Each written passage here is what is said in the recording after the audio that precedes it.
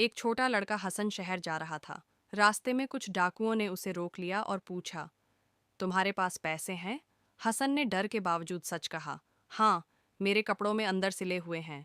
डाकू हंस पड़े, लेकिन उनका सरदार हैरान रह गया। उसने पूछा, तुमने झूठ क्यों नहीं बोला? हसन बोला, मैं झूठ बोलकर अल्लाह को नाराज नहीं करना चाहता। सरदार की आंखों में आंसू आ गए और उसने कहा, तूने मुझे अल्लाह का डर याद दिला दिया। उस दिन के बाद उस डाकू ने चोरी छोड़ दी। एक प्यारी फूली फूली कार्टून चिड़िया टोनी एक बड़े पेड़ की निचली डाल पर बने घोंसले के किनारे डरी हुई बैठी है।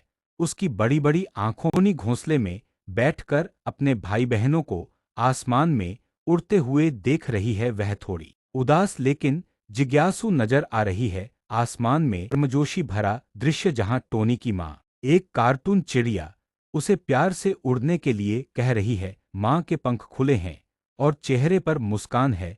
पृष्ठभूमि में पेड़ और नीला आसमान। अचानक तेज हवा चलती है, पत्ते उड़ने लगते हैं और घोंसला हिलने लगता है। टोनी की आंखें चौड़ी हो जाती हैं जब हवा उसे थोड़ा ऊपर उठा देती है। टोनी पहली बार हवा में उड़ रही है। उसके पंख खुले हैं, चेहरा आश्चर्य और खुशी से भरा है।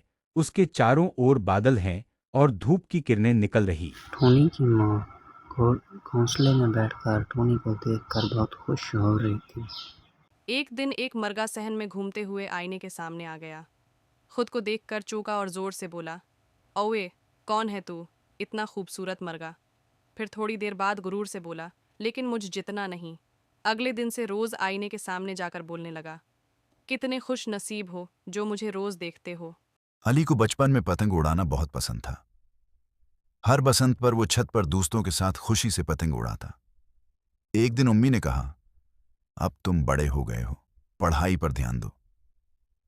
अली ने आखिरी बार एक सरख पतंग उड़ाई। दिल में सोचा, ये मेरी आखिरी पतंग है।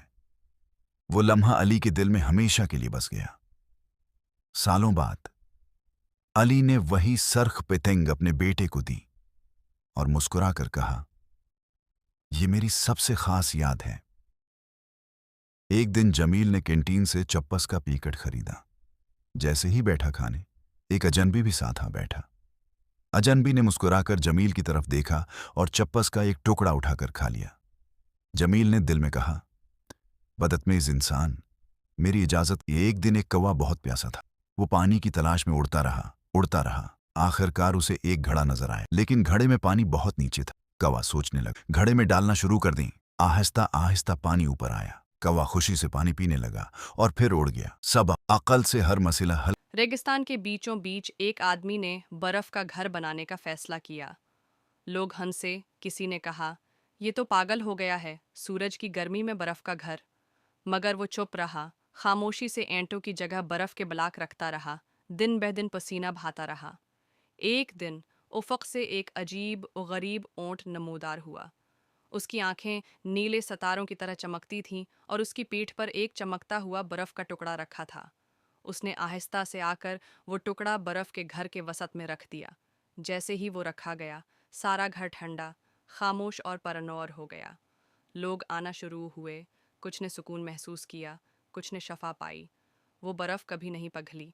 रफ्ता रफ्ता वो घर एक रूहानी मकाम बन गया। सब हैरत में थे कि ऊंट कहाँ गया, बर्फ क्यों नहीं पिघली और ये मौजज़ा क्यों हुआ। फिर अचानक एक दिन वो आदमी दरवाजे पर आया, मुस्कराया और कहा, दोस्तों, अगर आपको ये बर्फानी घर पसंद आया हो तो प्लीज़ सब्सक्राइब करना मत भूलिएगा।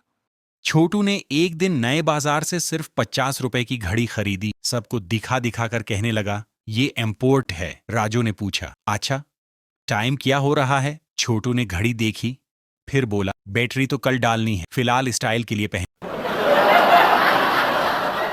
एक बार एक अक्लमंद शख्स से पूछा गया, आप जिंदगी में कभी परेशान क्यों नहीं होते? वो मुस्कुराया और बोला, दो बातों पर हमेशा गौर करता हूं। अगर मसला का हल है तो फिक्र की कोई जरूरत नहीं, और अगर हल नहीं है तो फिक्र करने का फायदा नहीं। एक दिन एक लकड़हारा दरिया के किनारे लकड़ियां काट रहा था। अचानक उसका कुल्हाड़ा पानी में गिर गया। वो रोने लगा। फरिश्ता जाहिर हुआ और सोने का कुल्हाड़ा दिखाकर बोला, क्या ये तुम्हारा है? हारा बोला, नहीं, मेरा लोहे का था। फरिश्ता खुश हुआ और उसे सोने चांदी और लोहे तीनों कुल्हाड़े दे दिए।